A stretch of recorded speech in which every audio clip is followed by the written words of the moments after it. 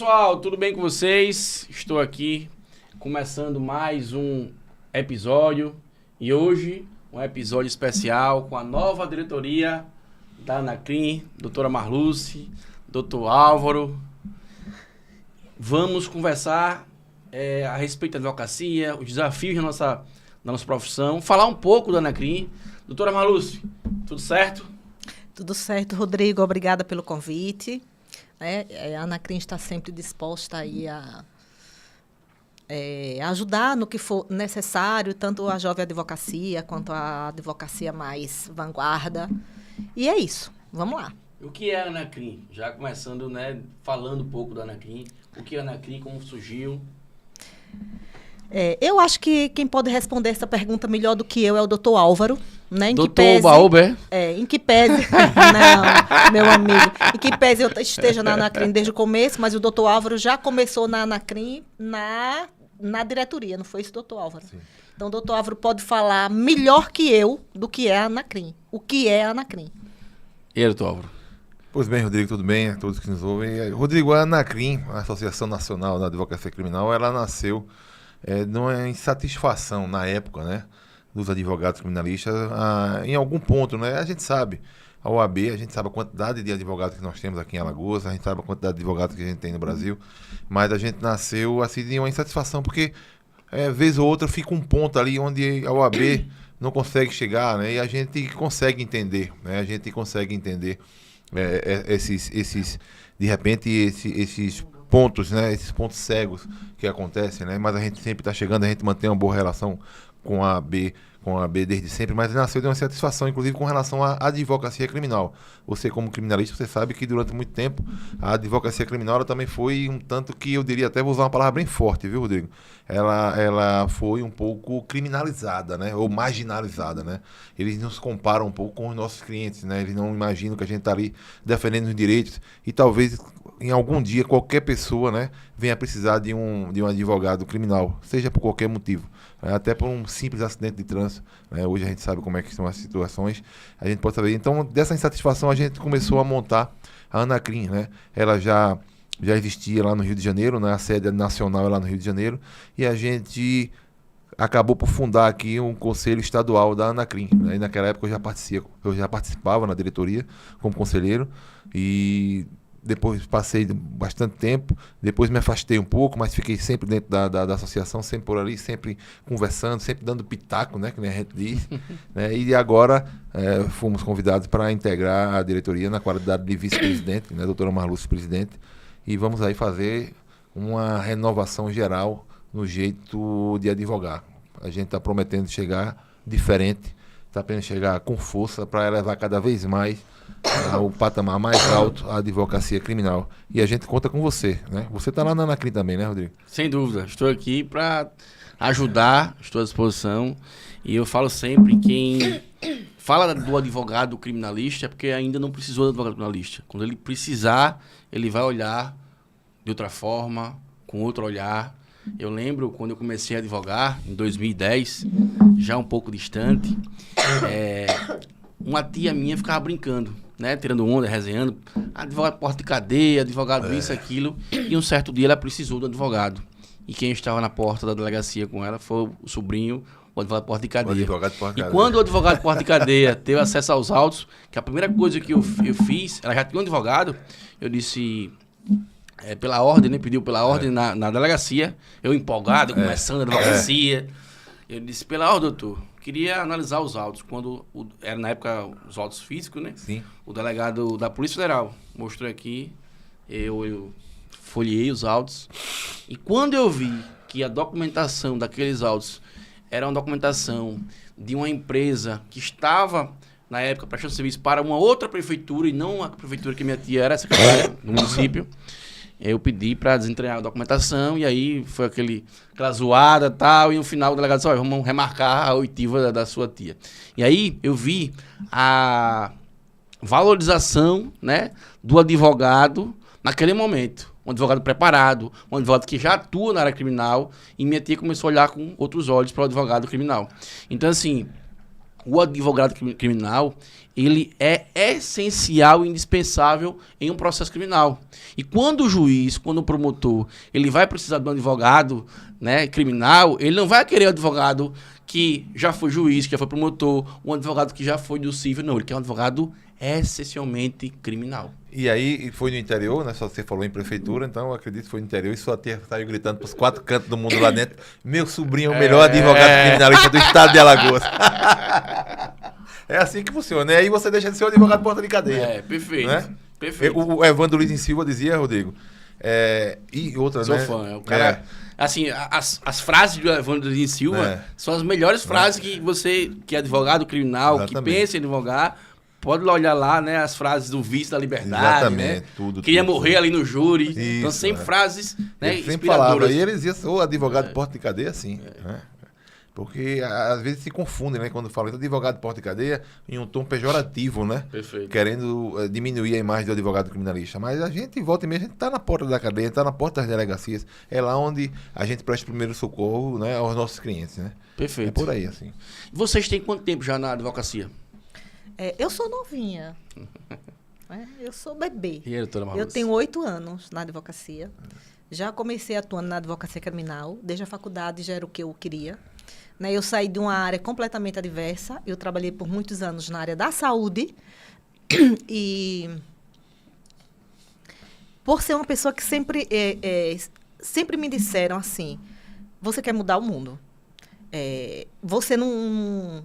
Você tem que entender que nem sempre é como você quer, nem sempre é como a gente quer. Você tem que aceitar a realidade do mundo. Eu trabalhava com pacientes de SUS, Sistema Único de Saúde, pacientes particulares e pacientes de convênio. E eu não conseguia assimilar que pacientes de convênio particular tinham oportunidades e de SUS não. Isso foi me adoecendo gravemente. A ponto de eu ter que sair mesmo, de eu dizer, não, isso não dá mais para mim, eu não tenho como. Ou eu ajudo todo mundo, ou eu não posso escolher quem eu vou ajudar. Isso nunca entrou na minha cabeça. Então, eu decidi fazer uma faculdade diferente. Aí, fiz vestibular para biomedicina. Eu digo, mas para onde vou eu? Sair da área da saúde, que eu era técnica de radiologia na época, e voltar para a saúde? Não, peraí, vou fazer outra coisa. Aí, fiz vestibular para direito, passei, disse, vou tentar direito. Eu acho que dá para mim dar umas brigadas aí. E me identifiquei muito. Então, do 7º período em diante, onde você vai vendo mais matérias relacionadas a direito penal e tudo mais, a minha paixão foi crescendo e eu tive a oportunidade de passar na OAB de primeira, graças a Deus, mediante muito estudo e esforço, porque a faculdade não dá esse suporte para a gente, muito menos a própria OAB para quem está estudando. E, desde então... Você se formou aqui em faculdade, doutora? Facima. Facima? Foi? Facima. Passei um tempo lá lecionando, eu acho que o Álvaro também, não foi lá? Alvinho foi meu foi seu professor. Ah, professor professor tá velho, Alvinho. Você tá velho, Alvinho. Foi meu professor. Ela que começou a fazer a faculdade tarde. Eu lembro você, Alvinho, lá no SESMAC.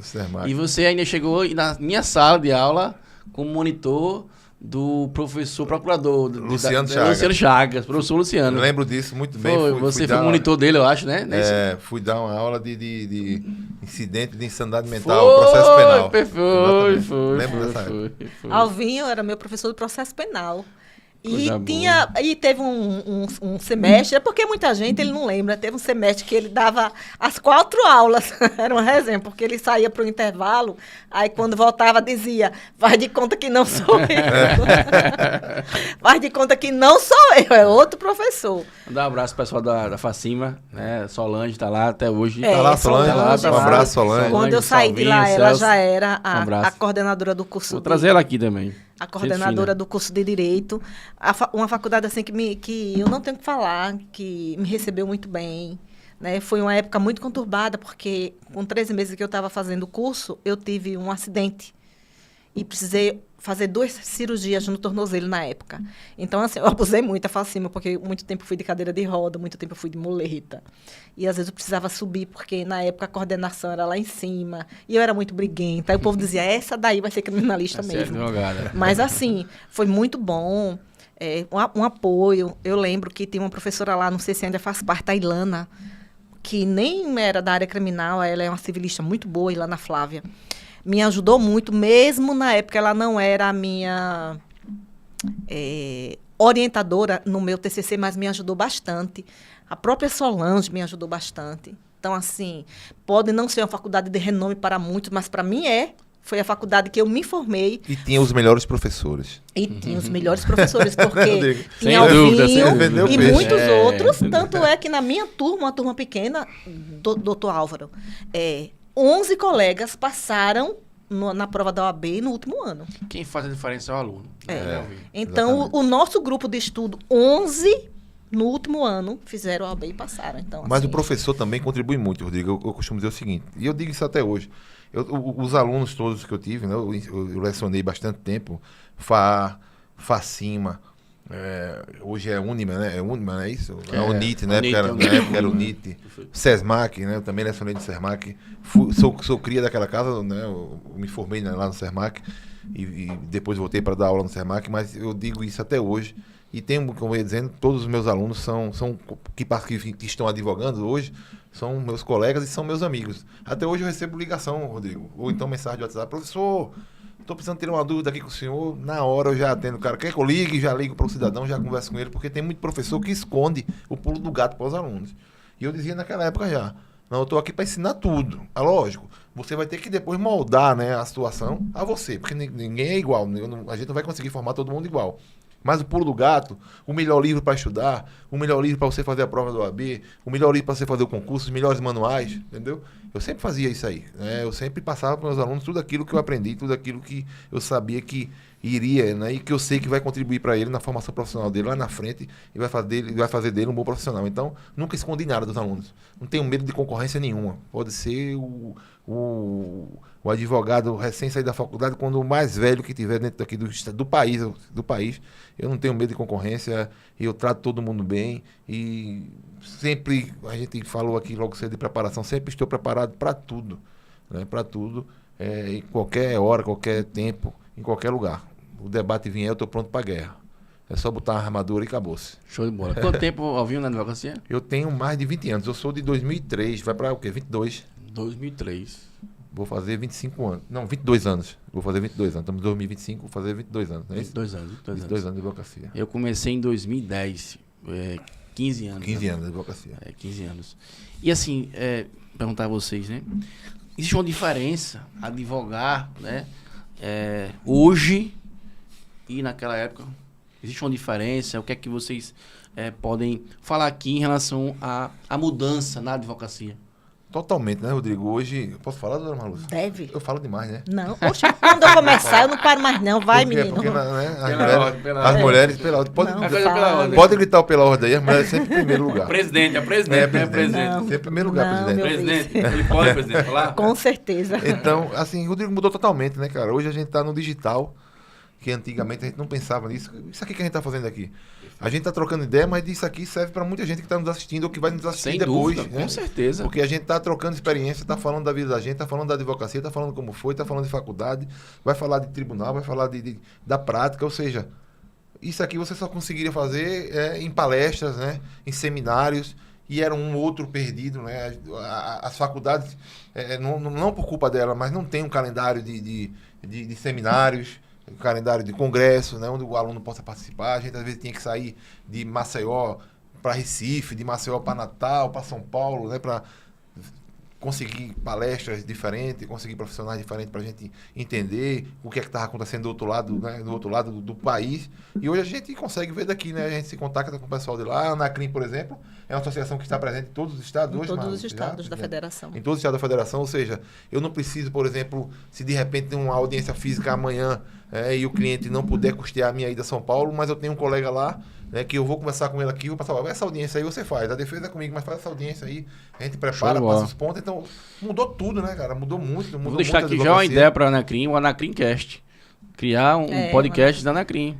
Né? Conversar com uma ideia maravilhosa. E assim, conversar com essa jovem advocacia. Uma jovem advocacia. Porque essa turma nova, ela tem, né, boas ideias, já é uma turma já digital. Exatamente. Né? Nossa turma já é uma turma que começou na questão, né, mais artesanal, uma advocacia artesanal, e hoje Exatamente. está pensando na advocacia Exatamente. empreendedora digital. Eu sempre falo que hoje eu sou advogado digital com a essência, né, Sim. do advogado criminalista. A gente pegou Né? aquele monte de processo, né?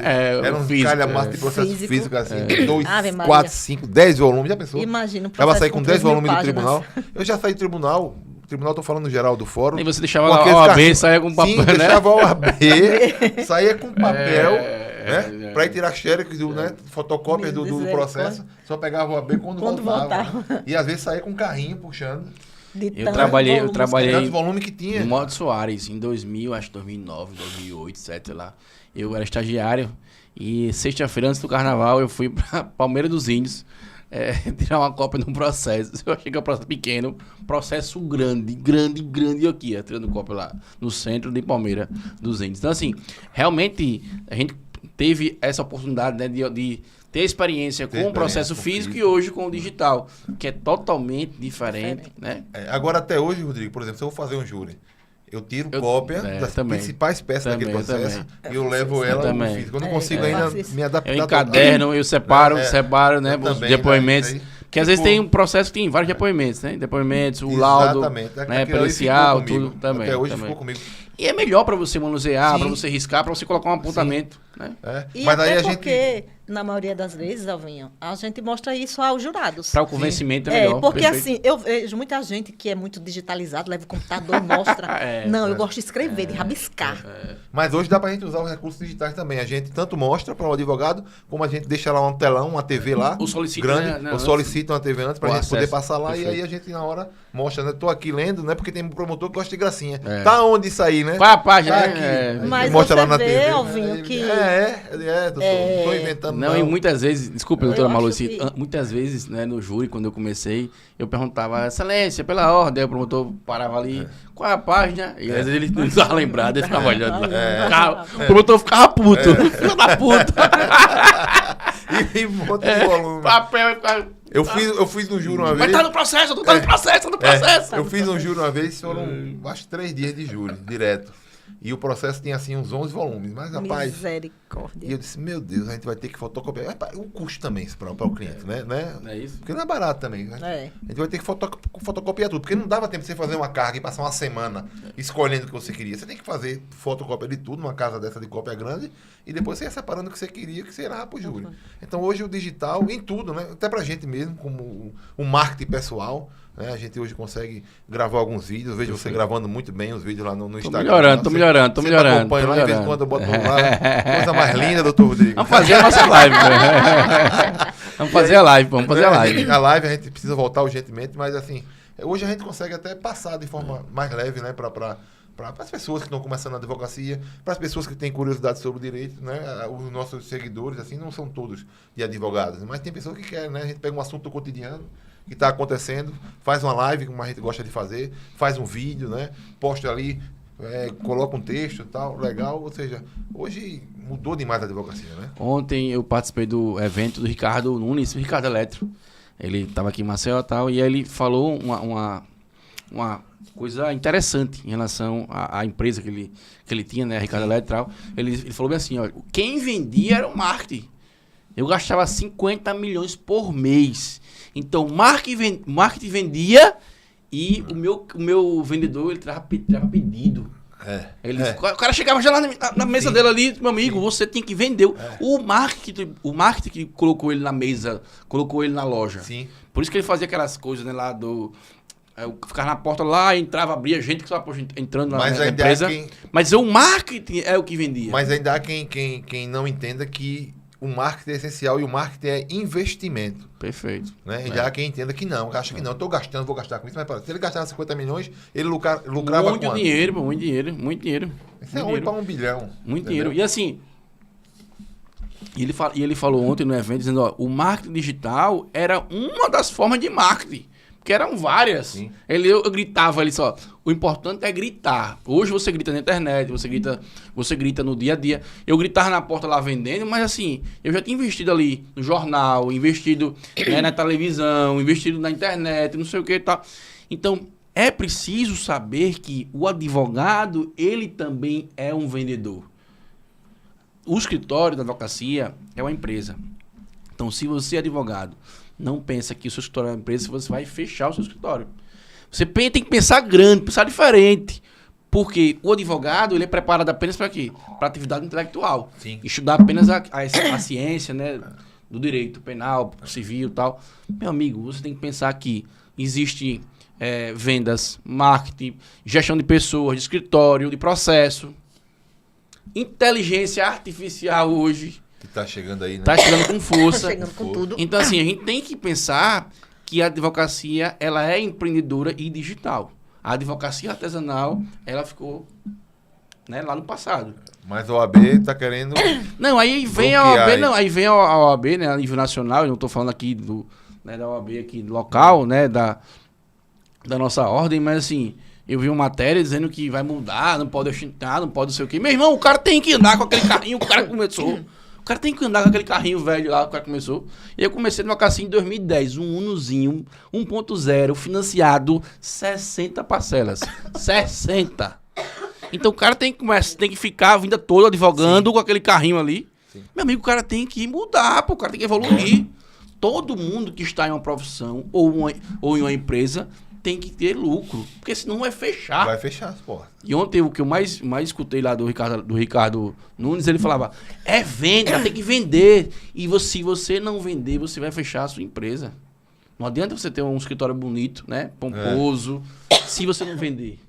Não adianta você ter lá ali, né, coleção de Pontes Miranda, coleção, né, dos livros A, B, C ou D. Tem um cara lá com doutor, com mestrado, bom na petição, mas se não chegar o cliente ali, como é que vai ser? Exatamente. E é isso que você disse. A gente tem que estar hoje com aquele carro, com aquele Gol quadrado que eu tinha lá, né, em 2004, 2005, 2006. Não. Todo mundo quer evoluir. A gente trabalha para ter o que é melhor, né? E aí eu não posso ter um carro melhor, eu não posso me apresentar num programa de televisão bem vestido. Ou seja, as situações hoje são assim, essa questão do marketing da UAB. E já querem mexer de novo no provimento que fala sobre o marketing. Eu não lembro o número agora do provimento, Rodrigo. Depois você passa aí pra gente. E aí, eles querem... Acho que é 205 de 205 do 21. 205 de 21. Já querem remexer nele de novo. Assim, eu estive nos Estados Unidos, Rodrigo, né? Tive essa experiência, né, de ter ido aos Estados Unidos. E me chamou a atenção um cartaz. Cheguei lá, um outdoor gigantesco. Um advogado com a cliente do lado, e ele dizendo assim, eu ganhei $100 mil para essa cliente. Era uma ação de danos morais. Ele era um advogado especializado em danos morais e materiais e em responsabilidade civil aqui no Brasil, vamos trazer a coisa para cá. E ele colocou lá um outdoor dizendo que tinha ganho $100 mil para aquela cliente numa ação de danos morais. Eu posso fazer isso aqui? Eu lhe pergunto. Se eu colocar... eu lembro agora, como hoje, a gente numa eleição que teve, você lembra, Marluz, que a gente pegou ali no shopping, no Maceió Shopping, em uma das entradas do Maceió Shopping, a gente plotou aquela entrada, né, com a chapa da gente, Rodrigo, a chapa que a gente tinha da eleição, a gente chupou, e a OAB de imediato foi em cima da gente, pra gente tirar de lá. A gente gastou, colocou lá como se fosse um outdoor. Sim. Na entrada de uma das entradas do Maceió Shopping tinha a chapa da gente. Tiramos uma foto muito bonita, logicamente, muito bem produzida, né? E a gente estava lá e a OAB já notificou pra gente tirar lá aquela, não foi? Aquela foto lá para... porque não podia, né? O outdoor com a chapa, não era nem de advocacia, não era nem chamando o cliente, não era nem de captação. Né? Era uma eleição. Você não estava mostrando que aquela. Não, você não estava divulgando o resultado. Não, assim, que aquela chapa, né, ali ia concorrer a uma eleição. Perfeito. Você estava na disputa eleitoral ali. Quantas eleições de OAB que você já viu o cara alugar, né, um espaço grande e colocar ali a foto do candidato, né? Ou da candidata. E ali você ter um outdoor praticamente, sim, que assim é grande e tal, sim, né? Quantas eleições você já viu aí naquela eleição, né? Assim, é preciso mudar, pô. Preciso você atualizar isso e você pensar que se eu não pensar que a advocacia ela é empreendedora digital, ela vai e empobrecer. E o que você disse, ela é uma empresa. Ela pode ser um microempreendedor individual, como ela pode ser, né? Um ME, como ela pode ser um EPP, uma limitada, ou seja, vai depender do tamanho do seu escritório, daquele tamanho que você quer dar. Perfeito. De repente eu quero só advogar Seu tamanho. eu quero o meu escritório só comigo e com Marluce. Mas você pode querer seu escritório, você e mais 8, 10 advogados, mais 20 advogados, como nós temos colegas aí. Vai depender do seu tamanho, do que você quer, do nicho que você vai escolher para sua advocacia. E, Álvaro, é uma profissão que exige muito. Então é uma empresa. Você precisa estar ali, né? Tem uma roupa, né? Tem uma formalidade, uma roupa, que é uma roupa cara. Precisa também vestido, um escritório. Você precisa ali, né, de um token, pagar a anuidade. Eu tenho que investir na minha profissão. Mas para investir, eu preciso de quê? Dinheiro também. Perfeito. E você, Rodrigo, quanto é um livro hoje? Um livro, qualquer livro de direito hoje é no mínimo R$300. Eu nunca entrei numa livraria para sair sem um livro. Eu tenho um vício de e comprar se for livro. do Cleitinho, meu amigo, você vai sair Pronto. com mais de um livro, viu? Pronto, aí... Um abraço pro meu amigo Cleitinho. Não, que lá ele vai, agora vi esse. Ligeiro, leve ligeiro. esse, acabou. Ligeiro. A última vez saí com 2 de lá, gastei 600 e poucos reais.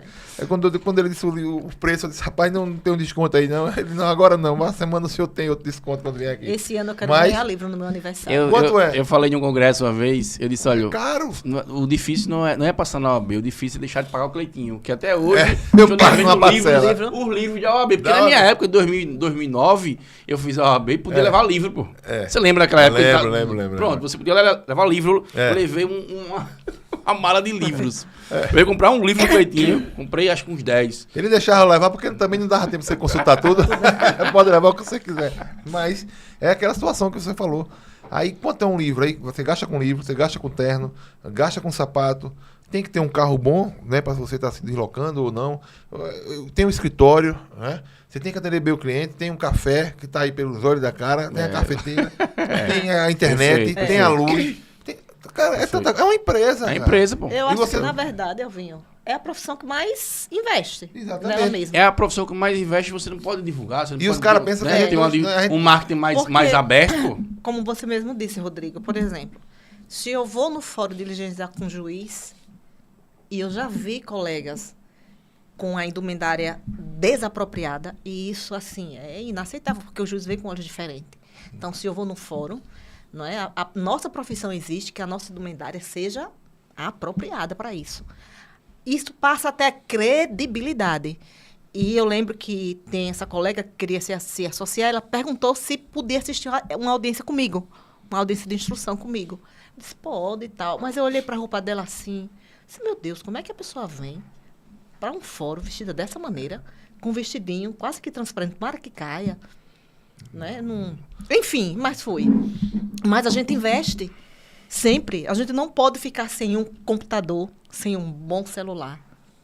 Se você tiver um escritório, manter o escritório não é fácil, tem que ter no mínimo um estagiário. Perfeito. E nós mulheres é que gastamos, porque vocês botam um terno, um sapato, mas nós não.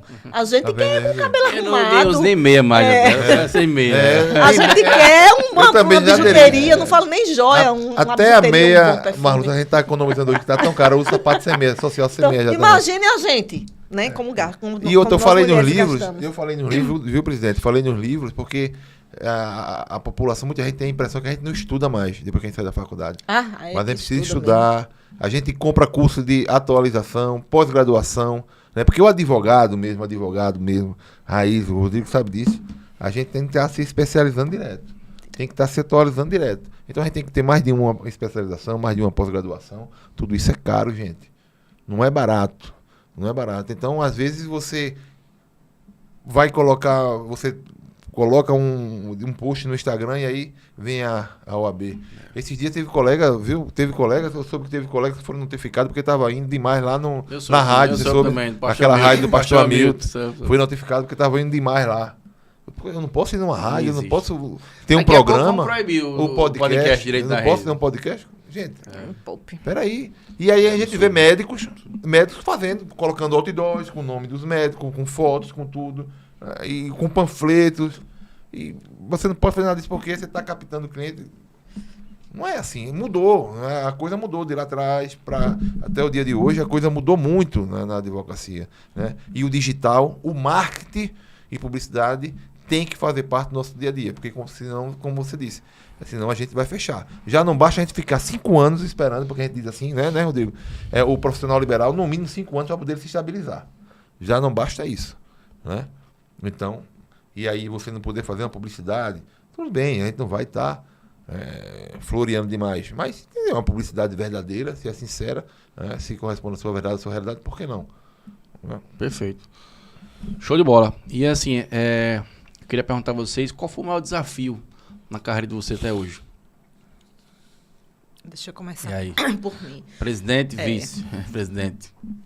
O meu maior desafio, desde que eu comecei, é encontrar meu lugar. Porque a advocacia criminal que eu tanto quis, que eu tanto quero, né? Sempre foi o sonho de atuar na advocacia criminal? Sempre foi, sempre. Assim, às vezes penso em desistir, digo, eu não quero advogar mais na advocacia criminal, mas meus clientes são quase que 100% da advocacia criminal e eu faço com muito amor. Mas, assim, quando eu cheguei na advocacia, eu tive que arrombar portas, porque nenhuma delas se abriram para mim. Não. Eu via muito homem. E as mulheres que eu encontrava, com algumas raríssimas exceções, eram muito fechadas.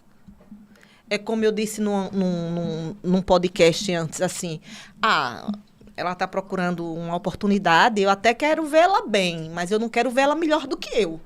Então, assim, foi muito difícil o meu começo, muito difícil mesmo. Eu fiquei, assim, tipo, 9 meses sem ter um cliente, sem ter direção, porque primeiro eu não tinha padrinho, eu não estagiei em nenhum escritório, não tive essa oportunidade, eu desbravei uma mata, literalmente. E chegou a oportunidade de eu entrar numa associação. Então, foi daí que as coisas começaram a mudar para mim. Porque dentro de uma associação como a Anacrim, na época, eu comecei a fazer amizades, fazer aquele network. Então, eu conheci a doutora Fernanda Noronha, conheci o Marcelo, conheci o Leandro, já conhecia da faculdade, o doutor Álvaro. Então, assim, a gente já vai sendo visto, porque é como aquele ditado, quem não é visto não é lembrado. Então, dali já começou a melhorar bastante. Mas o meu começo foi muito difícil. E não pense que está sendo fácil, não. Na realidade, eu mato 2 leões por dia. Tem alguém aí que está deixando de matar o seu leão.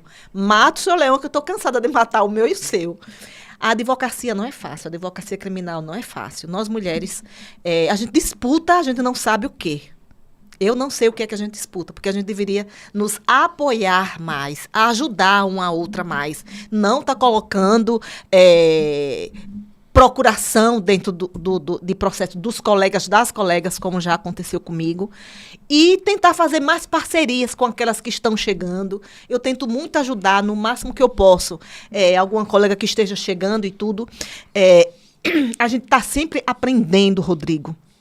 Sempre. Eu tenho apenas 8 anos de advocacia e eu gosto muito de ouvir, de aprender. Muito recentemente, fui fazer uma audiência de custódia.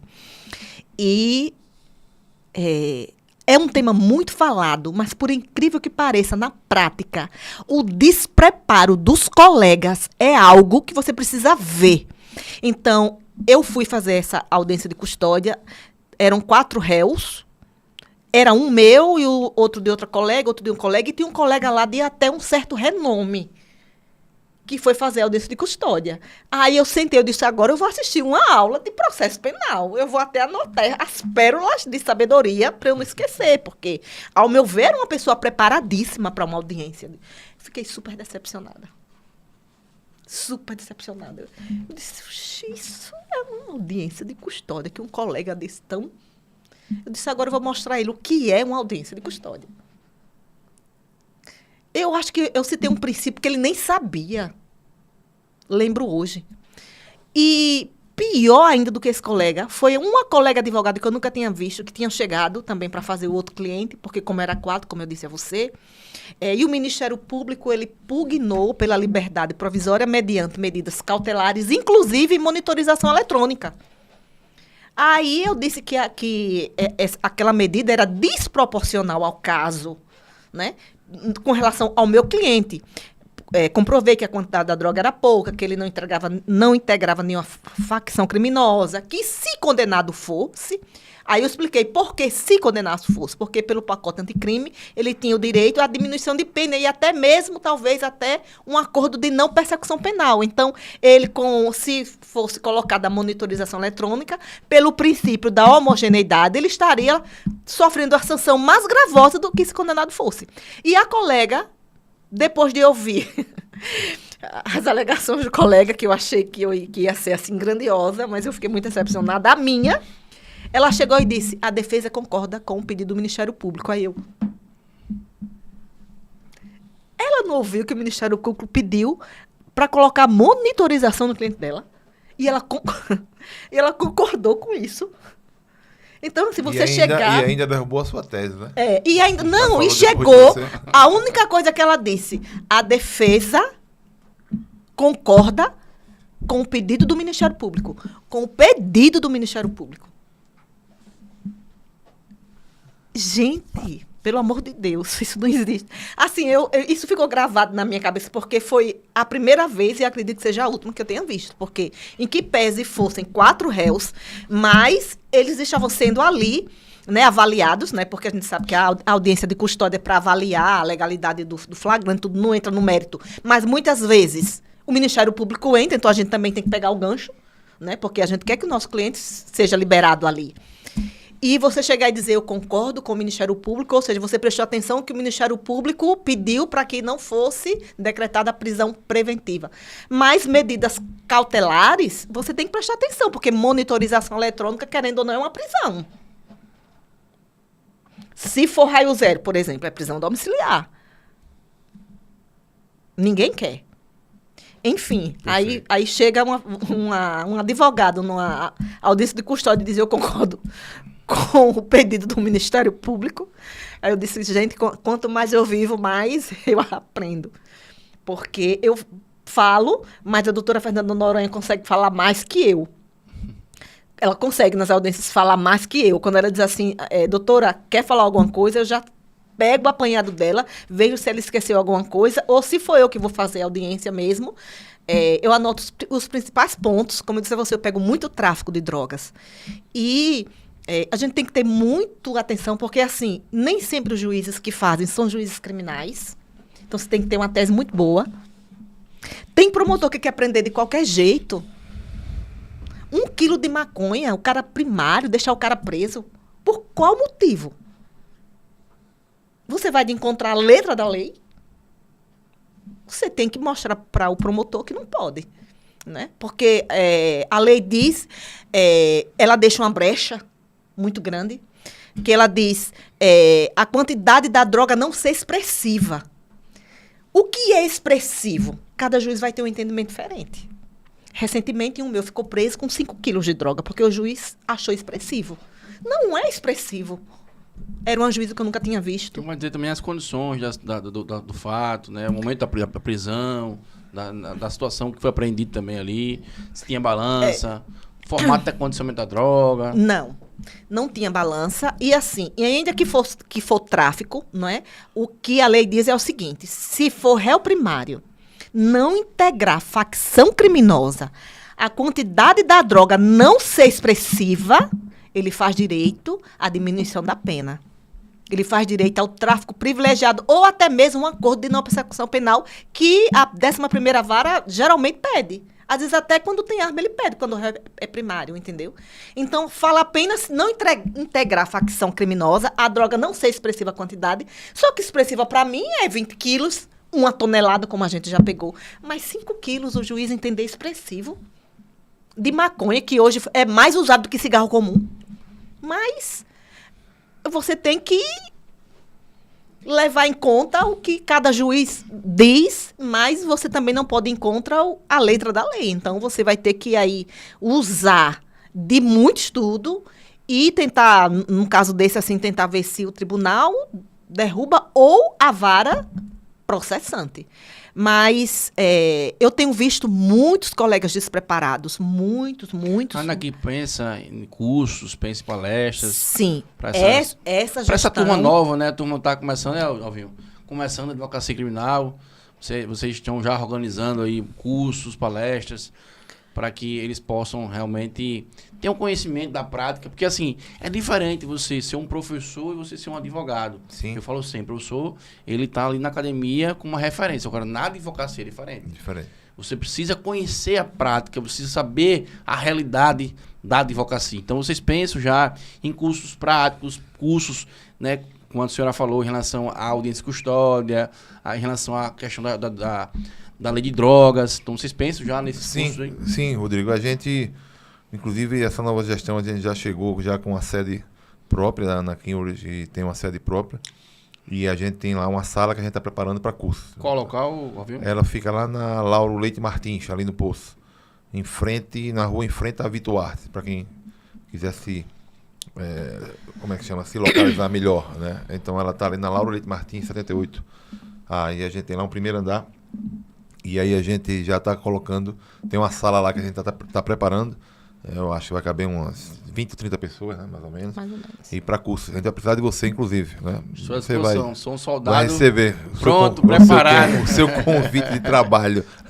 E a gente Alvin, já pensa assim, muito Alvin, nisso já.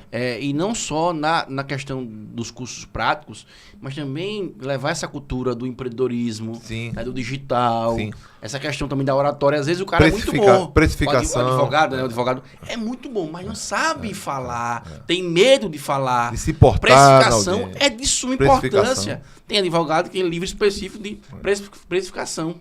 Saber conversar, saber precificar. Isso. Né? Tem uma situação no livro desse advogado que ele diz que quando o cliente fala bem assim, o senhor vai me dar um desconto? Aí ele diz, olha, eu não vou dizer qual é o desconto, eu vou perguntar a ele, como é que o senhor quer pagar? Que aí eu vou conhecer a realidade dele. Então, assim... Então, o poder de fogo daquele...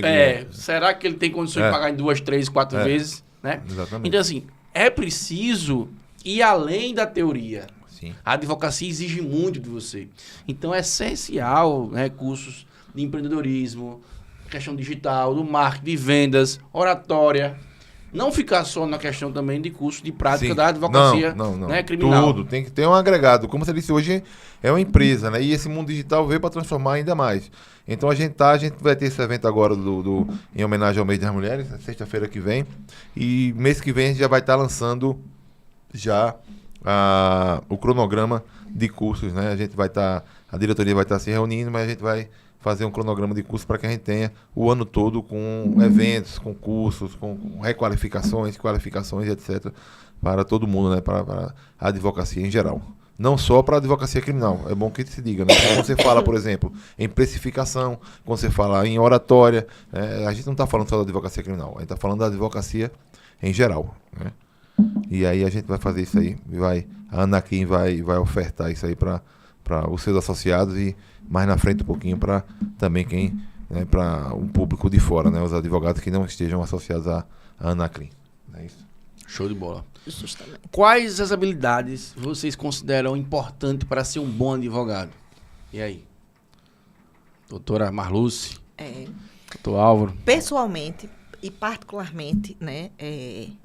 Primeiro lugar, eu acho que você precisa ter uma boa técnica, né? Porque, assim, principalmente nós, mulheres, já não aconteceu comigo, mas aconteceu com algumas colegas. Talvez as pessoas tenham um pouco medo de mim, desse meu jeito.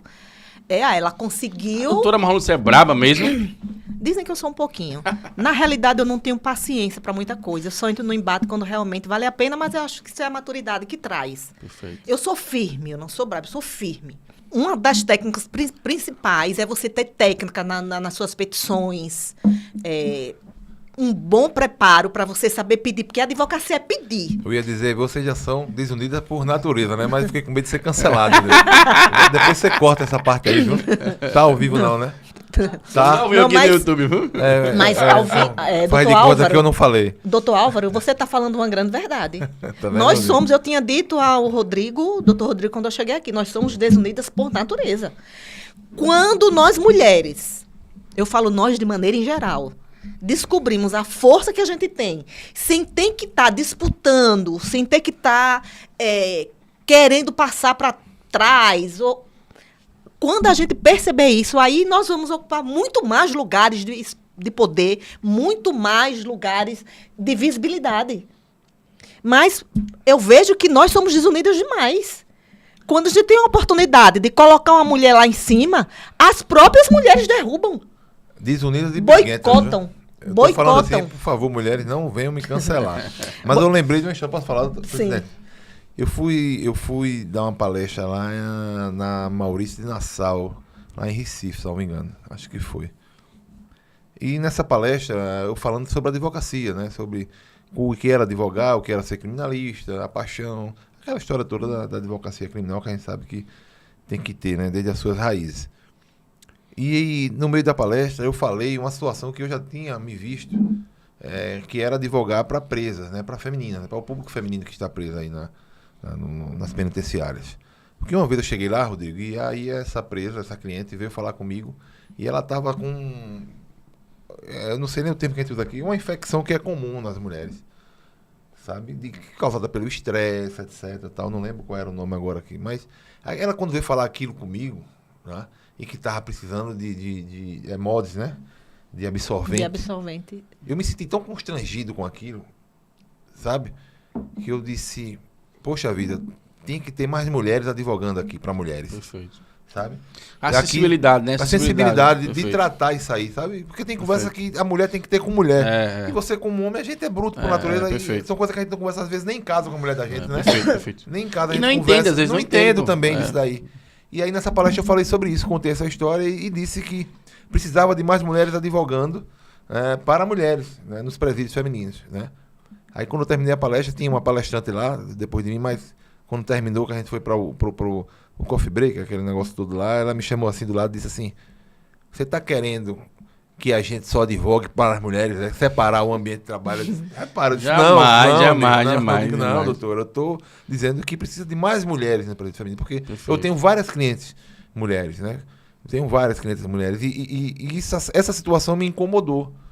Me incomodou porque eu não sabia como tratar. Então, naquele momento, eu preferia que fosse uma mulher no meu lugar ali. Você ficou constrangido, Fiquei né? Aquela constrangido. forma você não saber lidar ali com aquela lidar situação. com aquela situação. Perfeito. Eu chegar, como é que eu ia chegar para um familiar dela lá fora e dizer assim, ela tá precisando de um remédio tal, porque tá com uma infecção assim e de absorvente. Até vergonha de falar, porque não sabe, né, como lidar com aquela situação. Mas é por isso que eu disse, briguentas, né? Uma coisa que não tem nada a ver, eu só apenas disse que eu queria que tivesse mais mulheres advogando mulher. Por exemplo, era uma parcela da população carcerária que talvez eu não quisesse atender. Perfeito. Mulheres, mas atendo. Né, pela sensibilidade que exige e de certas situações que você precisa conversar com ela mesmo. E o homem não vai ter esse trato nunca. Porque o homem é muito razão, às vezes, né? Pensa logo em resolver aquela situação e não tem, às vezes, a sensibilidade, o olhar diferente que tem uma mulher. Exatamente. Né? Olhar Mas ela pensou que estava numa mesa de audiência, ela disse, eu quero que agora que a gente não queira, nós vai advogar para homem tem que advogar para homem, mulher tem que advogar para mulher. Eu digo, foi mesmo, teve que ter toda uma explicação de novo. Ela, agora eu entendi. Eu digo, tá e na verdade foi eu que não gostei daquela situação, porque eu não tinha um trato. Eu achei que era uma coisa que era uma coisa que tinha que ser de mulher para mulher, né? Sem querer fazer propaganda e Marisa, né? Eu achei que tinha que ser naquele momento. Até um tempo atrás, doutor Rodrigo, a gente chegava na central de flagrantes e a gente ia conversar com o nosso cliente de cueca. Porque eles não podiam ficar com roupa. Olha a situação, né? Para ela, então, mulher. Perfeito. Geralmente uma cela cheia, amarrotada, porque acredito que só tinham 2 ou eram 3 celas na central de flagrantes antes. E quantas vezes os rapazes inibidos ali e tal. Normalmente quem vai atender, né, a advogada é um homem, né, um policial, né, civil ali, homem, né, ou às vezes só tem homem ali de policial civil e na cela também tem, né, homem de cueca e tal. Então você só de mulher ali, né, como você vai enfrentar isso? A gente chegava até a cela, né, até para colher a assinatura e conversar com eles um pouco antes da oitiva. E ficou muito, muito constrangedor, tanto para a gente, para nós mulheres, porque eram vários homens, porque todos ficavam de cueca, ninguém ficava vestido. Além de que é desumano, porque, por exemplo, você passar uma noite no frio, no relento, no chão. Né? Então, hoje, já mudou isso, né? Hoje a gente quer falar com o cliente, eles descem, a central de flagrante mudou, tiravam ele, colocavam ele vestido para a gente falar. Melhorou muito a central, né? Mas até mesmo quando era lá, quando era lá, depois de muitos pleitos, para que o preso viesse falar com a gente vestido, pelo menos de bermuda. Até para... Ele ficava tão tímido, tão inibido, E querendo ou não, a gente também ficava. Uma Tem pauta que falar dessa, com o homem nu. uma pauta dessa só pode levar para a OAB ou para a associação quem advoga na área, né? Então, assim, a doutora Marluce falou aí, porque ela advoga, porque ela sentiu isso na pele. Porque se fosse outra mulher que estivesse na área civil, não ia levar essa pauta. Então, assim, Sim. a importância, né, da advocacia ser ouvida na área criminal, na área civil, né? Porque o criminal só sabe, aliás, de nuances, quem advoga do Quem criminal. advoga, é verdade. Eu estive ajudando uma associada agora, nesse sábado, que eu fui fazer uma palestra na UFAL, junto com a doutora Lavínia. Eu vi a Gabriela também, né? Isso. A Gabi é minha amiga. Um abraço pra Gabi. E uma associada precisou de uma ajuda minha para ver se eu conseguia ajudá-la no cumprimento de um alvará. Eu conheço muito o sistema prisional, muito, porque eu atuo muito na área criminal. Eu conheço os diretores de todos os presídios, em que pese mude muito, há um rodízio muito grande. Mas, você já está aqui, então eu chego... Oxe, não é tu mais não, tu já está ali. Então, eu conheço... Eu nunca tive problema no sistema prisional. Nunca. Absolutamente. Porque eu aprendi que se eu chego na sua casa, eu bato a porta. Perfeito. Então, eu nunca cheguei para ser mal atendida. Só teve uma situação desagradável. Ainda no antigo cadeião, eu estava com a doutora Nanelli na época, ela me deixou... Porque você não pode entrar com bolsa, não pode entrar com celular, a gente já sabe. Eu fiquei no cadeião e ela foi para outra. Então, a minha bolsa celular foi no carro. E tinha uma sala da OAB lá dentro do cadeião, tinha uma salinha da OAB. E na época da pandemia ainda estava já chegando no finalzinho, que a gente já estava podendo atender. Então, se tinha outro advogado, a gente ficava ali no cantinho conversando, porque a equipe do cadeião era maravilhosa.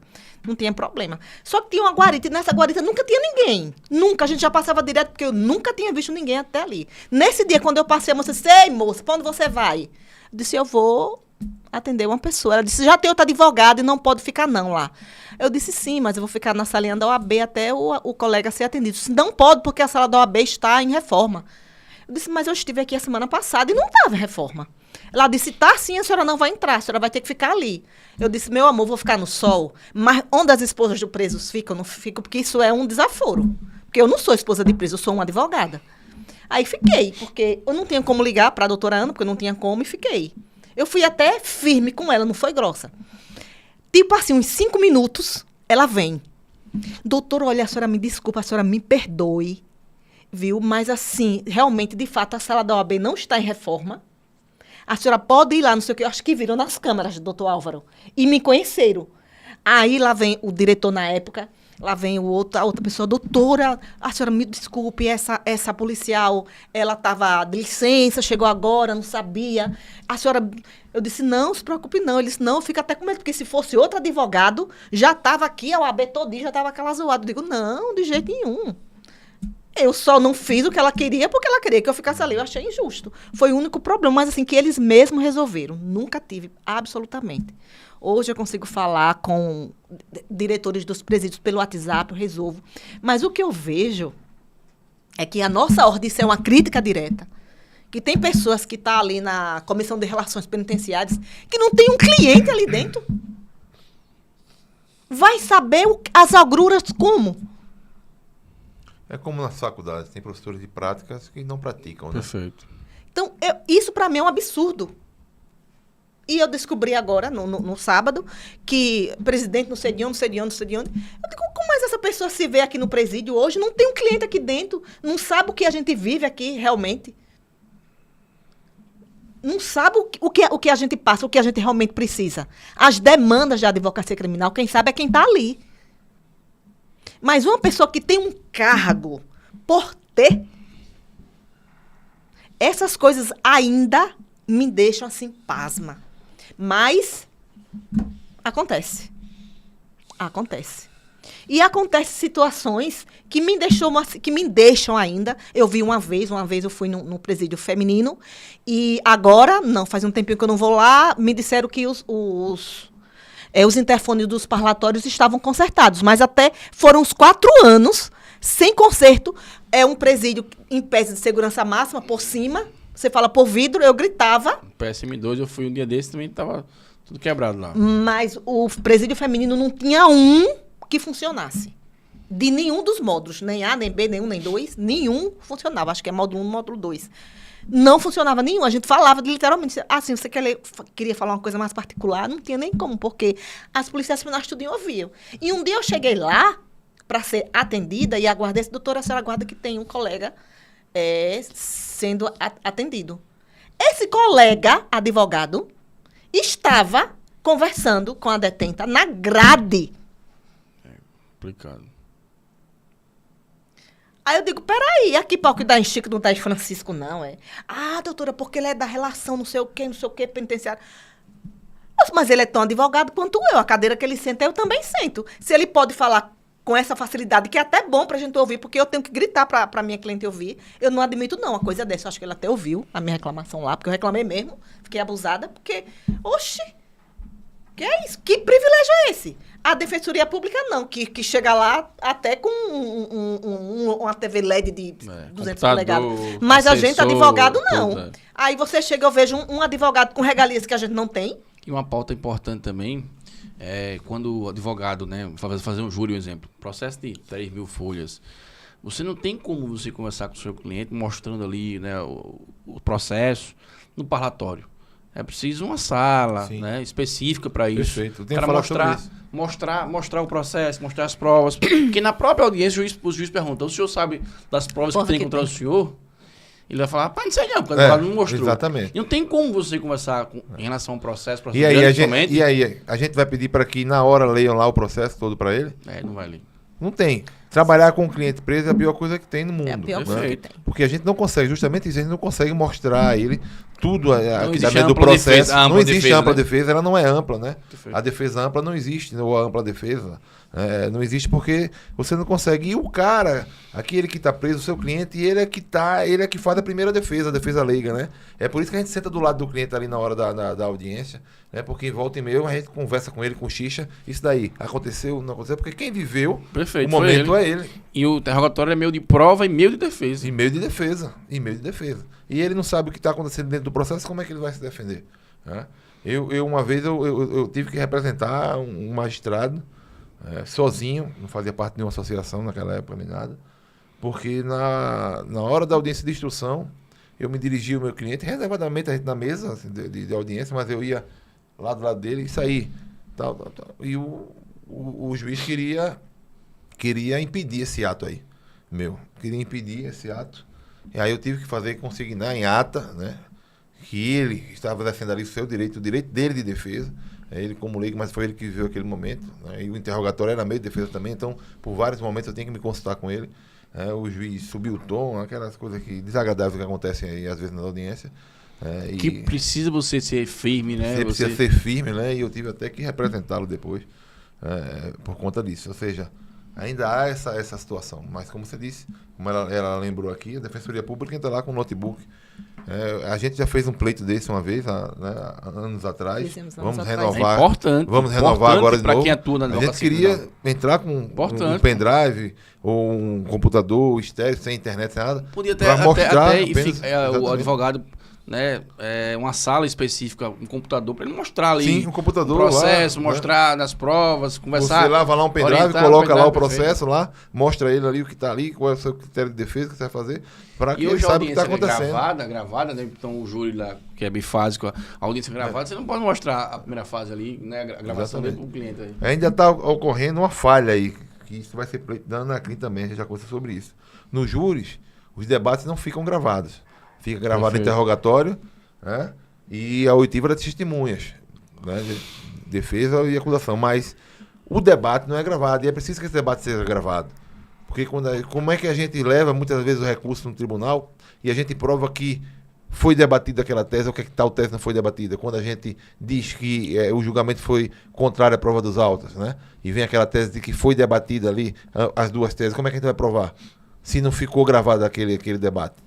Né? Como é que a gente vai levar isso? Como é que o julgador lá, como é que o tribunal vai analisar se realmente as teses foram devidamente debatidas naquele júri ou não? Perfeito. Ainda há essa falha. Ele deveria ser também gravado, né?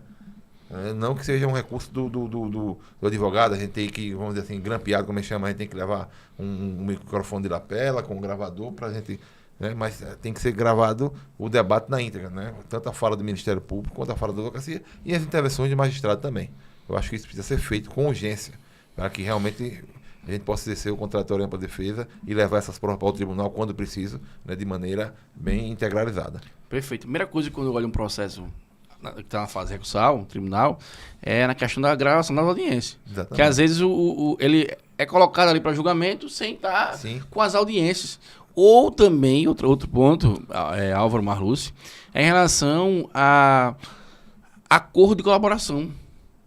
O acordo de colaboração, às vezes, ele foi feito e não foi disponibilizado para a defesa. Foi disponibilizado para a defesa. E teve um processo que eu peticionei, e foi julgado sem esse acordo. E na decisão, o magistrado falou que o relator, no caso do narrador, alegou, não, as provas já eram suficientes para condenar. Não. E o STJ, quinta e sexta turma, tem, né, jurisprudência dizendo o seguinte, ó, tem que ser todas as peças. A ampla defesa exige todas as peças. Para o advogado poder defender o seu cliente, né, exercer a ampla defesa, ele precisa ter acesso a tudo. Até para a gente saber independente se aquele acordo de colaboração vai ajudar ele ou não. E se aquela transcrição que está ali, né, é fiel, na denúncia, perfeito, na pronúncia, etc., é fiel com aquilo que as testemunhas e o próprio acusado falou em plenário, falou na audiência. Como é que a gente sabe? Se a gente não tem lá a gravação, né? Outro ponto que a gente está chegando já ao fim, mas para a gente... O cronômetro já está ligado. Antes de encerrar, assim, como furar a bolha, vamos dizer assim, chamada de bolha, da inteligência artificial. Hoje, nos tribunais superiores, principalmente no STJ, já tem lá a inteligência artificial. Então, como advogado, né, do criminal, vocês que já têm experiência na área, como, ou um habeas corpus, ou no recurso, conseguir ultrapassar essa barreira da inteligência artificial. E aí? Rodrigo, eu sou um pouco reticente com relação à inteligência artificial, né? Eu estou falando assim, reticente de uma forma geral para quem está assistindo a gente, quem vai ouvir a gente amanhã ou depois, ou quem está nos acompanhando aqui ao vivo, porque as pessoas estão esquecendo de se preparar. E quando ela não sabe, ela cria, né? Exatamente. Estão esquecendo de estudar, né? De se preparar, de se qualificar. Isso acontece não só com o advogado, mas também nos tribunais superiores, porque são feitos por assessores, são feitos por humanos. E aí você lembrou bem, a inteligência artificial, quando ela não sabe, ela cria. Se você for olhar, se você pedir para a inteligência artificial preparar uma defesa para você, tome muito cuidado. Isso já aconteceu nos tribunais superiores, advogados já têm levado aí comida de rabo, porque jurisprudências que não existem, ela está criando e colocando ali. Eu pedi para ela falar um pouco do Rodrigo Monteiro de Alcântara, de Alagoas, e ela falou que era um advogado da área trabalhista, da área... Aí, misturou tudo. Então, ela cria quando ela não tem informação total. Né? E aí eu ouvi esses dias, inclusive, um ministro do Superior Tribunal de Justiça falando sobre isso. Porque a jurisprudência que o advogado colocou não existia. Mas ali não foi advogado, com certeza foi obra da inteligência artificial. Então, precisa folhear essa bolha, massa, precisa. Né? Agora precisa tomar cuidado. Né? Precisa que você não deixe de se qualificar. Porque senão daqui a pouco o advogado já está ficando praticamente obsoleto. Né? A gente vê aí processo no Supremo Tribunal Federal onde o advogado não tem atuação alguma. Sequer teve contato com o processo até hoje, né? Temos juízes que são acusador, são juízes que são o julgador, juízes que fazem até o papel do advogado. Então é preciso que você continue se qualificando. Vai ser uma coisa que vai ajudar a gente muito, vai. Os tribunais superiores já estão adotando, sim, mas a gente ainda precisa ter muito cuidado com essa tal da IA, porque senão vai terminar dando iaiá, ioiô, e vai ter gente aí passando mal. A punição, né? O advogado vai querer ser mais rápido e aí depois vai ser punido. Vai ser punido. Né? Porque a IA dele, ela criou, que não sabia, criou e acabou. Eu digo a você hoje, você utiliza a inteligência artificial para fazer os fatos, por exemplo? Não, assim, você tem que revisar. Tem que revisar. É o estagiário, o olho humano, é o estagiário de luxo. Para mim, o olho humano vai ser sempre essencial e necessário, sempre. E outra coisa, a sensibilidade que o Álvaro, que a doutora Marluce tem na advocacia criminal, ela não vai ter. E mais importante do que a petição É o despacho, é a conversa, olho a olho, conversando, explicando, mostrando as vírgulas daquele processo criminal, mostrando o drama da família Sim. que você não consegue colocar naquela petição. Perfeito. Exatamente. O drama do advocacia criminal, só quem consegue mostrar é o advogado que atua e que vai despachar com Com o juiz. ou o desembargador, Com o ministro. certeza. Eu fui uma vez lá em Brasília, né, despachar com o ministro Félix Fischer. E aí conversei com ele e tal. Aí ele, doutor, faz o seguinte, vai lá na Procuradoria da República despachar e depois vem aqui. Aí eu fui lá e tal, chá de espera pro procurador atender e tal. Já era o dia, acabou o dia, no outro dia fui lá no STJ. Rapaz, o procurador ainda não deu parecer, não sei o que, doutor. Manda quem pode, eu preciso ter juízo. Eu vim de Alagoas, pedi, passei o dia todinho lá, não fui atendido, não sei o que e tal. Aí comecei a falar da situação. Na época, o cara foi preso 33 gramas de maconha, doutora. 33 gramas de maconha. E tinha um auto de apreensão que só tinha maconha. E na decisão do juiz do tribunal, falava muito em arma. Eu disse, ministro, com todo respeito, mas tem uma situação gritante aqui. Falam muito em arma. Se você olhar o auto de apreensão, o auto de apreensão não existe arma. A situação é de um suposto tráfico de drogas, de uma quantidade absurda. 33 gramas. Aí ele olhou, analisou. É um cidadão que pobre. O traficante não. Aí mostrei umas fotos, mostrei as coisas, não sei o que, blá, blá, blá. Eu vim aqui despachar outro processo. Ele não teve nem condições de pagar minha passagem. Comecei a mostrar a situação, a realidade. Estou aqui fazendo um favor porque um advogado me chamou que atua nesse caso. E realmente foi uma parceria. E comecei a explicar tal. Aí disse, olha, vai para Maceió, quando chegar em Maceió, o senhor vai ver. E aí ele de ofício mandou, concedeu a ordem, né? Mandou soltar o cara. 33 gramas, a doutora Malu estava aqui falando... 33 gramas, falando de em uma tonelada, ela dizendo que era pouco, uma tonelada. Da decisão, né, do Supremo, né? Ela tá... Mas, doutora Malu, eu entendi a tese dela. Essa uma tonelada, naquele caminhão indo ali, ele estava indo para Amsterdã, para uma aquelas festas rave, realmente não dá nem um dia. Ele ia fazer uma receita de bolo, aqueles bolos lá, né? Lá na Holanda não dá um dia, não. Esse uma tonelada. Eu entendi a sua tese. É porque a letra da lei diz quantidade expressiva. Então, o que é expressivo para você, né?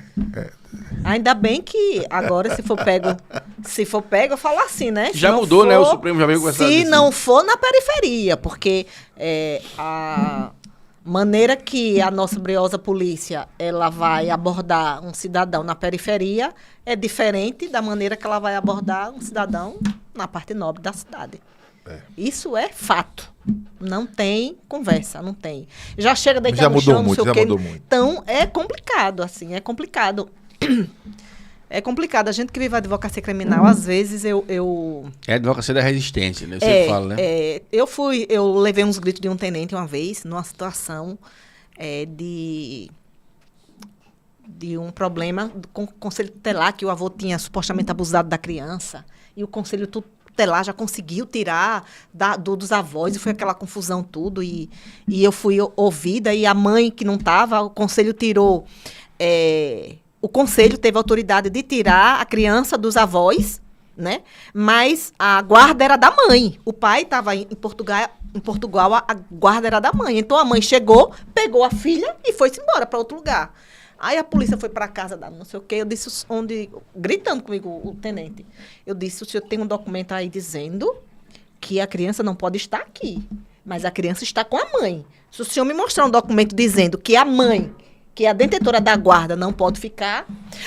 porque não sei o que, eu deixei ele falando sozinho, dei as costas para que eu fiz isso, menino. Pessoal, estamos chegando ao final. Quero agradecer a esses 2 advogados, vocacionados advogados, como bem diz Rui Barbosa, né? Legalidade e liberdade são as tábuas da vocação do advogado. Muito sucesso para vocês à frente da Anacrim. Estou aqui à disposição, soldado, pronto para ajudar. Vamos precisar. Eu queria que você deixasse uma frase, né, para os novos advogados, para aqueles que pretendem advogar na advocacia da resistência. Uma frase, um conselho.